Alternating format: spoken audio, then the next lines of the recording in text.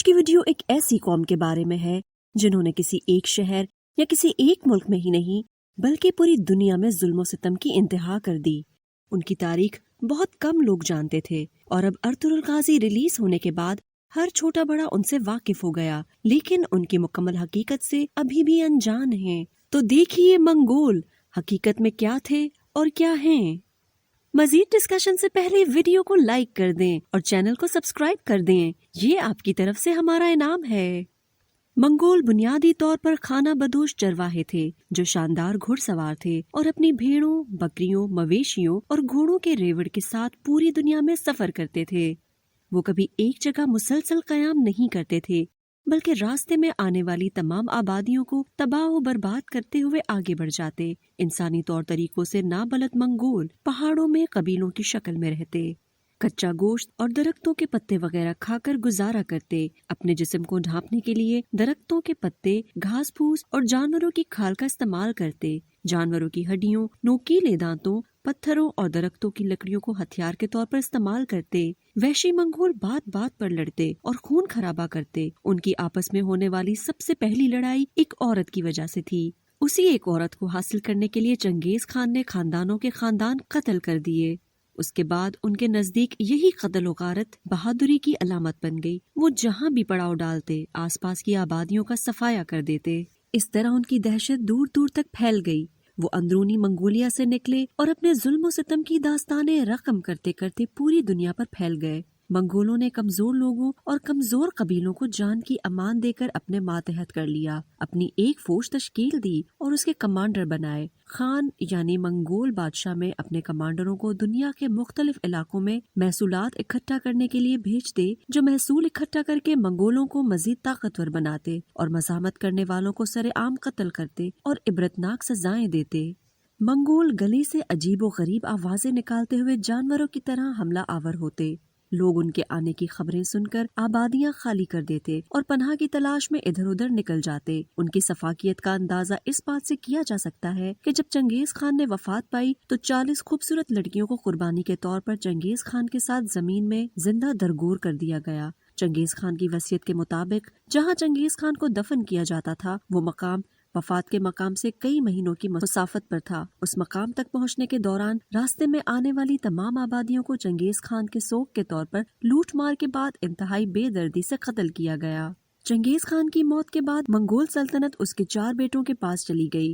جوچی نے مغرب کو روس تک فتح کیا، چغتائی نے شمالی ایران اور جنوبی سنکیانگ حاصل کیا، اوگنائی کو شمالی سنکیانگ اور مغربی منگولیا وراثت میں ملا اور تولی کو مشرقی منگولیا سے نوازا گیا۔ اوگنائی نے اپنے بھائیوں پر غلبہ حاصل کیا اور مزید فتوحات حاصل کی۔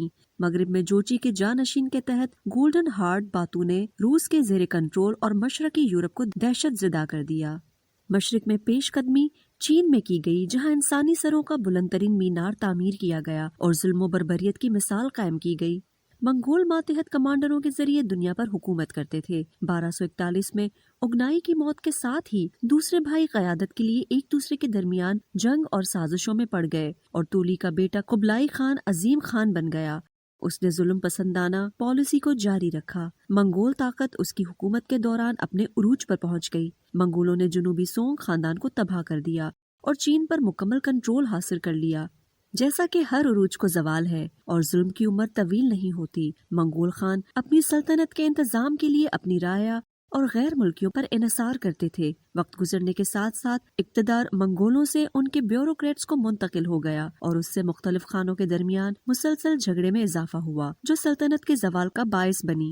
1368 میں منگولوں نے چین کو مقامی منگ خاندان کے ہاتھوں کھو دیا۔